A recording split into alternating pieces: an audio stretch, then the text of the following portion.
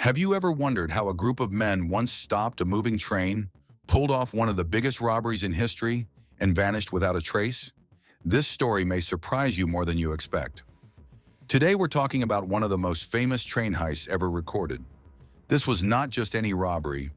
It involved clever planning, hidden codes, disguised identities, and an amount of money at the time worth millions today. By the end, you'll understand how it happened, who was responsible, and what made it so unforgettable. 1. What was the train robbery? In the summer of 1963, one of the most famous crimes in British history took place on a Royal Mail train in England. This was not a random theft or a robbery aimed at passengers. Instead, it was a carefully planned operation targeting the train itself, which was carrying large amounts of cash, valuable mail, and important packages.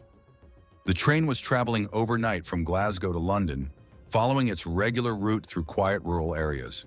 The gang behind the robbery had studied everything in advance.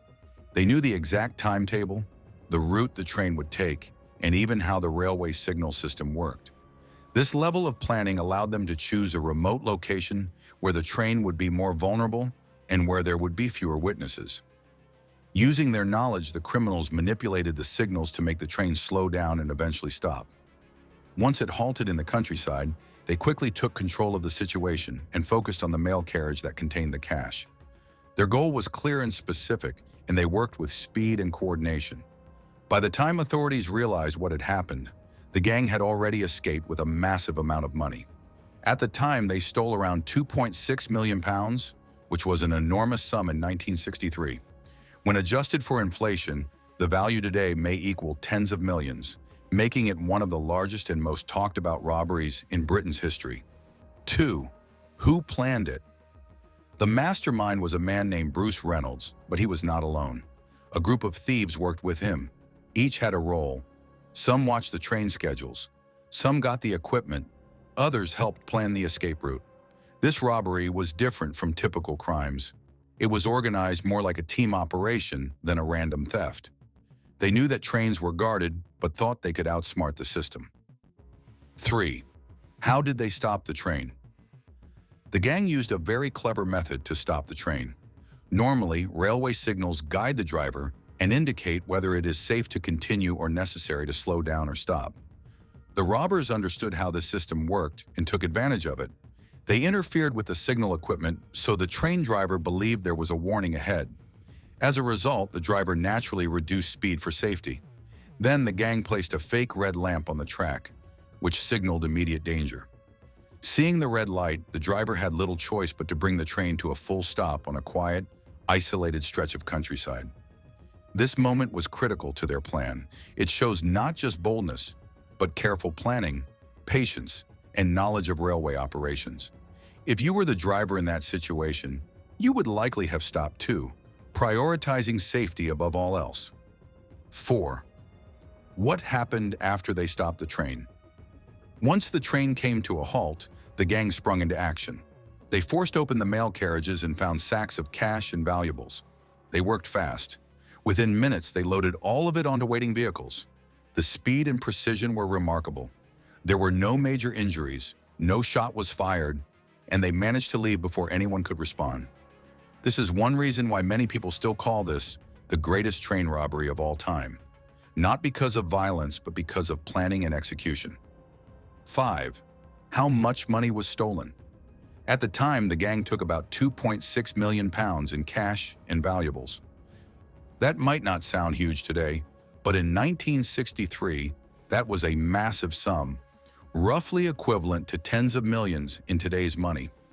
To understand this, imagine earning a normal yearly salary for a lifetime, and then someone takes that all at once. That's how impactful this theft was. 6.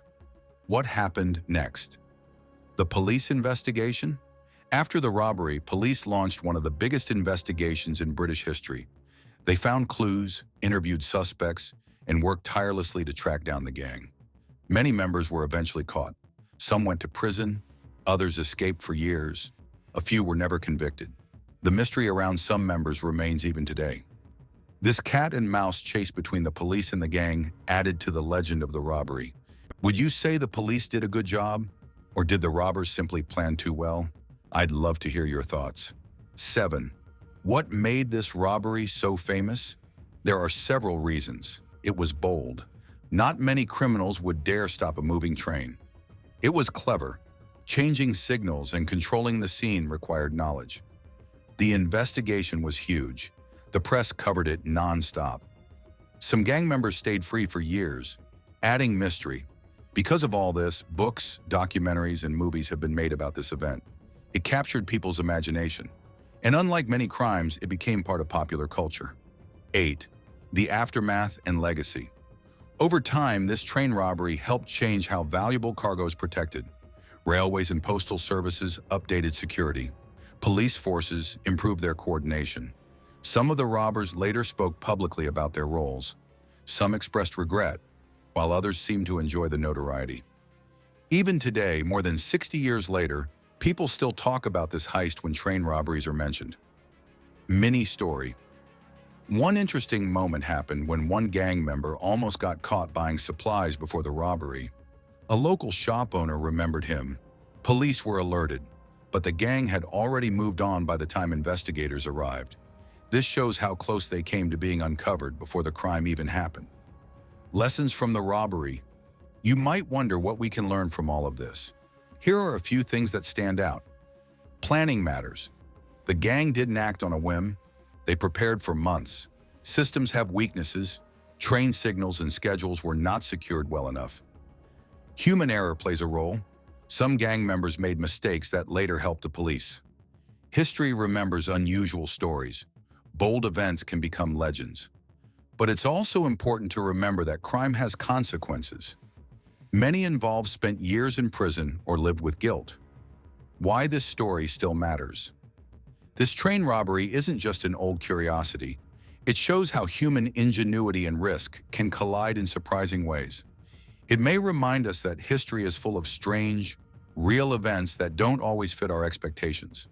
And even though it was a crime, studying it can help us think critically about security, teamwork, law enforcement, and how stories are told over time. Like, share, and subscribe for more.